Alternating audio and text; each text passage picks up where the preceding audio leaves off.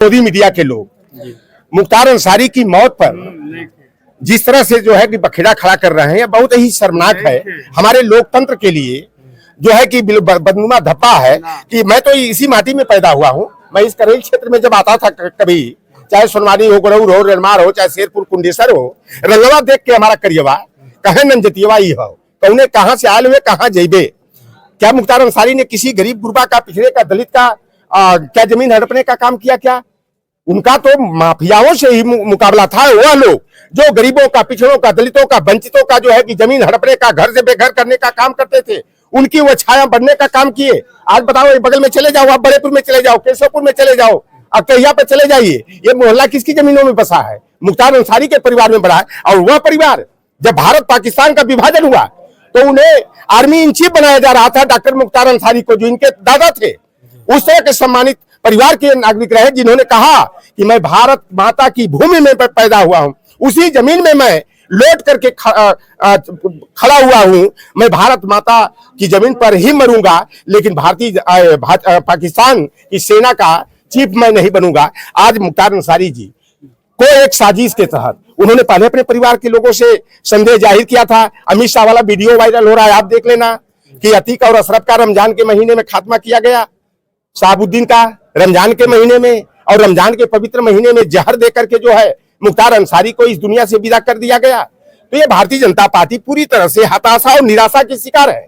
2024 का चुनाव यह जीतने के लिए हिंदू मुसलमान, भारत और पाकिस्तान, क्योंकि भाजपा के पास धर्म के अलावा कोई भारत पाकिस्तान के अलावा कोई मुद्दा ही नहीं है। यह हिंदू मुसलमान करके 2024 के समर में जो है अपनी नैया नहीं पार लगाएंगे, उनकी नैया डुबाने के काम हम लोग करेंगे। अगर देश की आजादी के लिए हमारे निषाद समाज के लोगों ने अंग्रेजों की नैया को डुबा करके जो है उन्हें उनका खदेड़ा करने का काम किया, तो ये भारतीय जनता पार्टी, जो बाबा साहेब भीमराव अम्बेडकर ने अपने 4 बेटों को बलि चढ़ा करके भारतीय संविधान का रचना किया, और यह भाजपा आरएसएस के इशारे पर जो है बाबा साहेब भीमराव अम्बेडकर के संविधान को खत्म करके, अनंत हेगड़े कर्नाटक वाला भाजपा के सांसद का बयान देखे होंगे, एक कौन नेत्री है भाजपा की, उसने भी कहा है। और वो कौन छम्मक छल्ली, वो जो अभी हिमाचल में मंडी सजाने गई है, उसने भी संविधान को खत्म करके नया संविधान बनाने की जो बात किया है।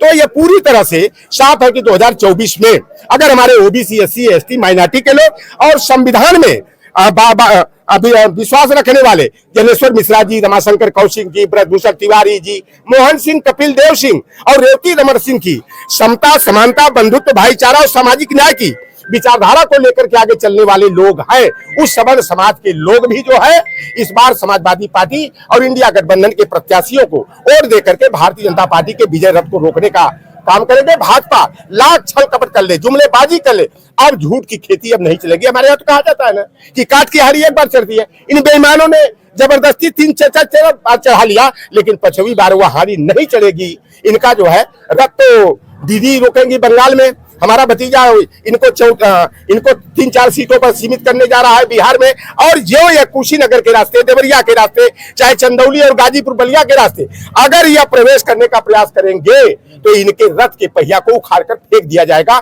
और 2024 में संविधान, लोकतंत्र और सामाजिक न्याय को जिंदा रखने के लिए जो है इंडिया गठबंधन की सरकार बनेगी। अली बाबा 40 चोरों का जो गिरोह है ना, NDA, national dealership of Adani है, तो इन अली बाबा 40 चोरों के गिरोह को धूल चटाया जाएगा। अपने वोट की ताकत से चोट पहुंचा करके इनका खदेड़ा होगा। अमित शाह और मोदी को देख लेना आप, 2001 जून के बाद उनको रास्ता नहीं मिलेगा कि कच्छ और खंभात की खाड़ी में कहां छिप कर अपने को बचाना। अरे भैया, तुम दूसरे के घर पर बुलडोजर चलवाओगे, फेक इनकाउंटर करवाओगे, संपत्ति कुर्क करवाओगे। और जोगी जी जो 63 अपराधियों की सूची माफियाओं की जारी किए थे, उसमें 39 तो उन्हीं की बिरादरी वाले हैं। उनका भी इनकाउंटर कब होगा बताओ? यहाँ पर सुरेंद्र कुशवाहा, महेंद्र कुशवाहा के घर पर, विद्यालय पर बुलडोजर चल गया। यही हमारे रौजा पर जो है मिश्रा जी के घर पर बुलडोजर चल गया। मऊ में जो है निषाद की संपत्ति को कुर्क कर दिया गया। पटेल की जो है, पाल की, प्रजापति की जो है कि इलाहाबाद में कर दिया गया। कन्नौज में हमारे लोधी समाज का कर दिया गया। मुसलमानों और अहिरों के कितने घर पर बुलडोजर चला, संपत्ति कुर्क हुई, फेक एनकाउंटर हुआ। ये लोग कहते हैं बुलडोजर की नीति चलेगी। अरे ये देश संविधान से चलेगा। गुरु गोलवलकर की bunch of thoughts we or our nationhood defined की जो ओबीसी एससी एसटी महिला विरोधी नीतियां हैं, उन नीतियों को ये समाजवादी विचारधारा के लोग उसे लागू नहीं होने देंगे। 2024 में भाजपा का खदेड़ा होगा। वही तो सरकार दावा कर रही है कि यूपी में 80 और अब की बार 400 के पार। ये नहीं हुआ, कितना बार समन्वय आई देख लेना, आप देख लेना ना। जब मतगणना होगी 4 तारीख को ना, 4 जून को ना, तो आप देखना कि भाजपा वाले बुधवा काउंटिंग टेबल से जो है टूट करके भाग जाएंगे, क्योंकि अब झूठ की खेती बहुत कर ली, किसानों की आय दुगनी हुई हो गई। आज बताओ, हमारा किसान के परिवार की महिलाएं दिन में लाठी डंडा लेकर खेत की रखवाली कर रही हैं और रात में लाइट टार्च लेकर के, लाठी लेकर के एक छुट्टा साढ़ों से जो है अपने खेत की रखवाली किसान कर रहा है। अरे बेईमानो, एक कनवा सीधे नहीं पकड़ते हैं, घुमा के पकड़ते हैं। यूरिया की खाद 50 किलो की कट्टा होती थी, अब कितना है? 5 किलो 40 किलो हो गई। दाई 800 रुपया थी, 1440 हुई, फिर 200 रेट कम कर दिया इन बेईमानों ने। दाई का वजन 45 किलो हो गई। तो यह जनता है कि सब कुछ जानती है। वन नेशन वन इलेक्शन की बात कर रहे हो बेईमानों। तुम पुतिन की नीति लागू करना चाह रहे हो, किंग जिनपिंग की, किंग जोंग की नीति लागू करना चाहते हो। अभी जो ये बोल रहे भाजपा वाले 400 पार, क्योंकि नया संविधान बनाना है। ये न मनुस्मृति का स्त्री शुद्धोन्नत्यताम वाली व्यवस्था को लागू करना चाहते हैं, वर्ण व्यवस्था और जातिवाद को बनाना चाहते हैं। अब हम तो भैया करैल क्षेत्र में देखा था कि कोई हमारा लोहार कुमार सुनार तेली तबोली बरई बारी नाई धोबी कुजा कसाई मला केवट बीन राजभर चौहान कुशवाहा काछी बेचारा जमीनिया पर बैठा रहता था। सोलवानी गुरौर रेलमार और शेरपुर में तो एक तरह का जो है हाथ धर के खड़ा हो जाता था, बाबूजी बाबूजी। वही स्थिति यहाँ पर गरीबों को सम्मान दिलाने का कोई काम किया तो अफजाल अंसारी और मुख्तार अंसारी ने किया।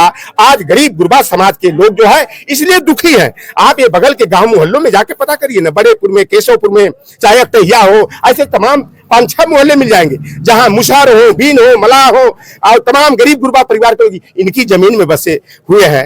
ये किसी का जमीन हड़पने का काम नहीं किए, किसी की बहन बेटी का आबरू लूटने का काम नहीं किए। अगर किसी सामंती ने ऐसा दुस्साहस किया तो उनको मुंहतोड़ जवाब देने का काम मुख्तार अंसारी ने किया था। मुख्तार अंसारी आज मर करके भी लोगों के दिलों में जिंदा है। और उस दिन डीएम साहब से और सांसद जी से एक बहस हुई थी, उन्होंने कार्रवाई करने की धमकी दी थी, और उस पे क्या किन्हीं लोगों पे कार्रवाई हुई है? देखिए, ये तो भारतीय जनता पार्टी वाले गुंडई न कर रहे हैं, ये शासन प्रशासन का दुरुपयोग कर रहे हैं। जो कोई इनके खिलाफ बोलता है ईडी सीबीआई आईटी भिजवाई दो।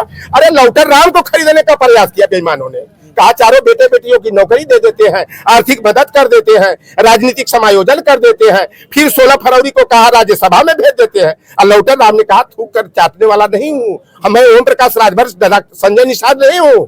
तो हमारी चेली है वो संगीता बलवंत ना, उसको राज्यसभा में भेज दिया। 11 मार्च को कहा है, अरे भैया कितना दिन धूप में दौड़ते रहोगे, पैदल टहलते रहोगे, सदन में आवाज जानी चाहिए। हमने कहा लौटर राम का जमीर जिंदा है, मर जाऊंगा, मिट जाऊंगा, लेकिन भाजपा के सामने जो संविधान का गला घोटने का काम कर रही है, ओबीसी एससी एसटी की हकमारी कर रही है, उसके यहाँ घुटना टेकने का काम लौटर राम नहीं करेगा। और पुलिस भेज करके डर दहशत पैदा करने का काम किया।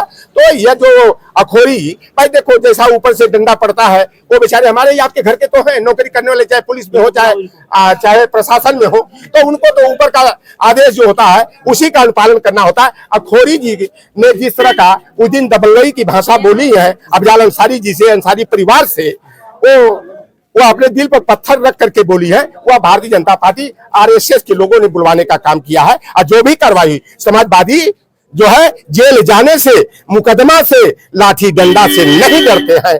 इन देशद्रोहियों का, संविधान विरोधियों का मुंह तोड़ जवाब देने के लिए वोट की ताकत से चोट पहुंचा करके इनको सत्ता से बेदखल किया जाएगा। अभी घोसी में मंत्री जी के बेटे ने कहे हैं कि अब की बार साइकिल पंचर हो गई या रिंग भी टूट जाएगी। अच्छा ये बताओ ना, 4 दिन पहले ब्रिजेश पाठक ने जो है अरविंद राजभर को घुटने के बल बैठा करके भाजपाइयों से माफी मंगवाने का काम किया है। तो ओम प्रकाश राजभर का अगर जमीर जिंदा है तो उन्हें भारतीय मंत्री पद से इस्तीफा दे देना चाहिए और अरविंद राजभर का जो है टिकट वापस कर देना चाहिए। धन्यवाद।